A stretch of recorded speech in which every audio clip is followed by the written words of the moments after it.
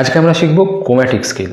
Chromatic স্কেলের একদম basic বলা যেতে পারে। ক্রোম্যাটিক স্কেল থেকে একটা ধারণা পাওয়া যায় স্কেলে। তো এই ভিডিওতে আমি দেখাবো ক্রোম্যাটিক স্কেল কী, ক্রোম্যাটিক স্কেল কীভাবে বাজাবো, কীভাবে প্র্যাকটিস করব। তো চলো বেশি দেরি না করে ভিডিওটা শুরু করি।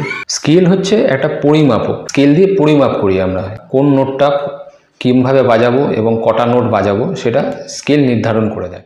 ক্রোম্যাটিক মানে হচ্ছে আমরা পরপর এগাবো, মানে একটা সিকোয়েন্সে, কোনো রকম কোনো গ্যাপ দেবো না। যদি মিউজিকের ভাষায় বলি তাহলে হাফ স্টেপ করে এগাবো। যে রুট থেকে আমরা শুরু করছি সেখান থেকে আমরা ঠিক পরপর এগাবো, কোনো রকম কোনো গ্যাপ না দিয়ে, এবং 12টা নোট বাজাবো। তাহলে একটা ক্রোম্যাটিক স্কেল কমপ্লিট হবে। স্ট্যান্ডার্ড টিউনিংয়ে গিটার টিউনিং থাকলে আমরা জানি এটা ই, তারপর একটা এ, তারপর একটা ডি, তারপর একটা জি, 2 নম্বর বি, আবার 1 নম্বর আমরা বাজাবো ই। উপরেরটা লো ই, নিচেরটা হাই। একই সাউন্ড হচ্ছে, একই নোট বাজছে, শুধু পিচটা আলাদা হচ্ছে। পিচ মানে এটা একটু তীক্ষ্ণ সাউন্ড করছে, সাউন্ড একই করছে কিন্তু ওর থেকে একটু কানে লাগছে বেশি, তো সেই জন্য এটা হাই পিচের।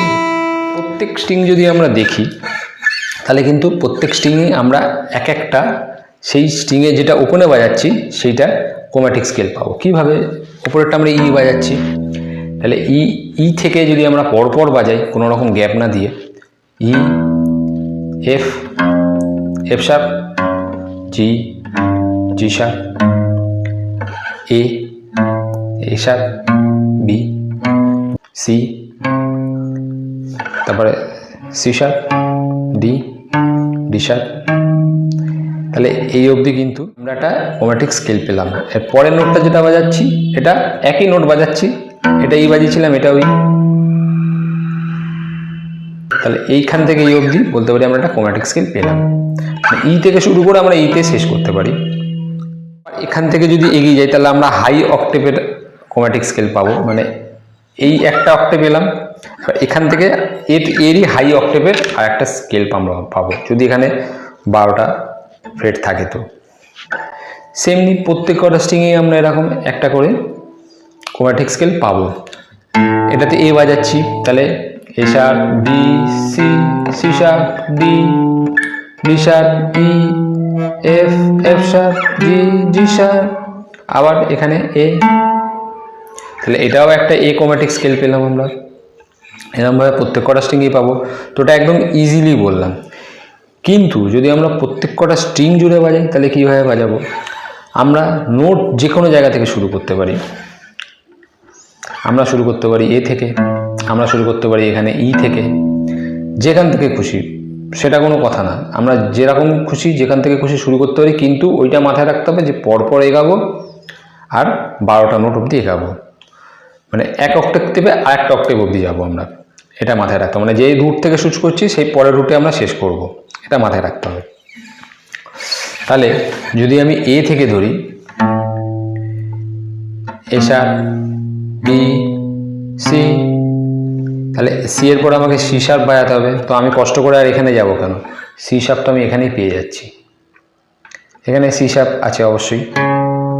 তাহলে ডি, ডি শার্প, ই, তাহলে ই এর পর আমরা এখানে একটা এফ পাবো, কিন্তু আমরা কষ্ট করে আবার এগাবো কেন, আমরা এখানেই পেয়ে যাচ্ছি F, F sharp, G, G sharp.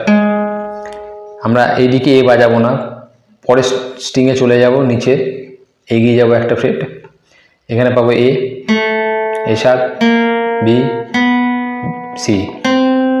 তাহলে এখানে সি বাজালাম, এরপরে আমাদের আর এগাতে হবে না, কারণ আমরা এখানেই সি শার্প পেয়ে যাচ্ছি। এটা সি, এখানে সি শার্প পেয়ে যাচ্ছি। তাহলে C sharp, D, D sharp, E, এখানে ই বাজিয়েছি, এখানে এফ পেয়ে যাচ্ছি, F sharp, G, G sharp. তাহলে এইখান থেকে এই এ অবধি একটা অক্টেভের আমরা ক্রোম্যাটিক স্কেল বাজালাম, তারপর আবার এই এ থেকে এই এ অবধি আর একটা ক্রোম্যাটিক স্কেল বাজালাম। তাহলে আমরা এখান থেকে এই অবধি কিন্তু 2টো অক্টেভের ক্রোম্যাটিক স্কেল কমপ্লিট করলাম। কিরমভাবে বাজালাম দেখি।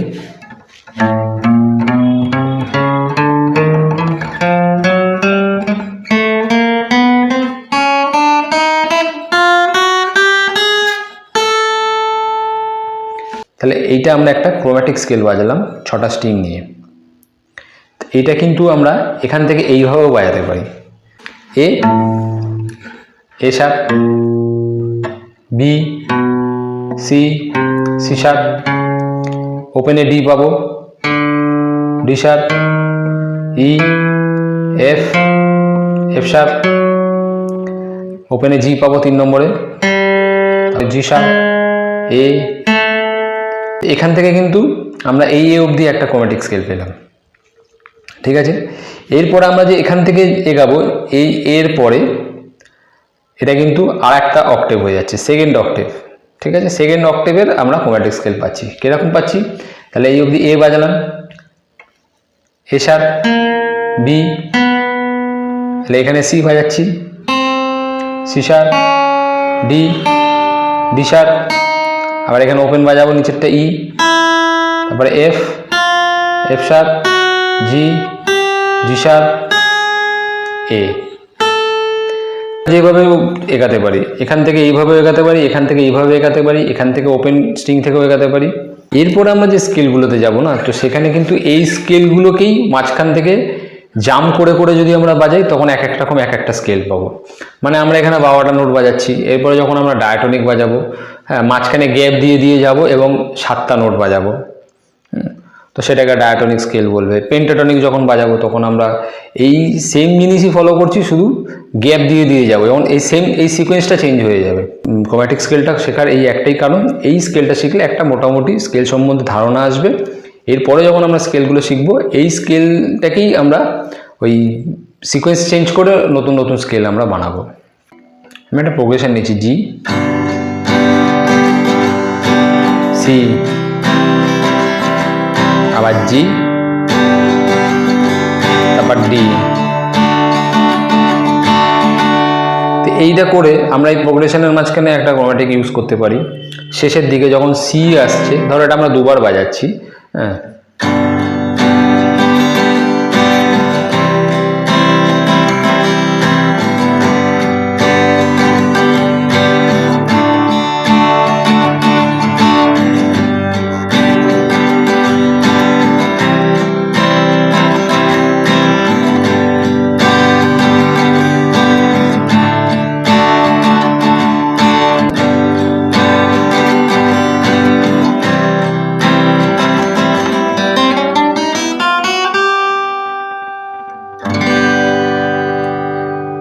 আমরা শেষ করার সময় এরকমভাবে ক্রোম্যাটিক একটা ইউজ করতে পারি। কি করলাম? বি স্ট্রিংটা 0 বাজালাম, তারপরে সি বাজালাম, তারপরে সি শার্প বাজালাম, ডি বাজালাম, ডি শার্প বাজালাম, বাজিয়ে নিচে ই বাজালাম, এফ শার্প, তারপরে জি দিয়ে শেষ করলাম। একদম আস্তে বাজালে কি হচ্ছে, আমরা যখন এখানে চলে আসছি না,